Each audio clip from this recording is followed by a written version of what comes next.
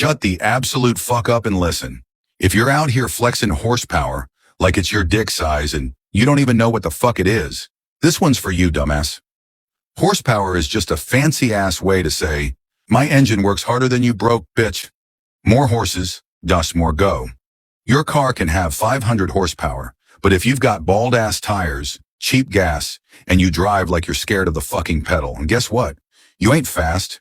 You're just a diesel-chugging bastard. Horsepower don't make you a racer. It makes you potentially fast. Oh, and if you're still out here thinking horsepower comes from adding stickers and fake vents, you deserve a scooter. If you don't follow me after this, you're not just slow, you're fucking hopeless. Go ahead, prove you're not a bitch.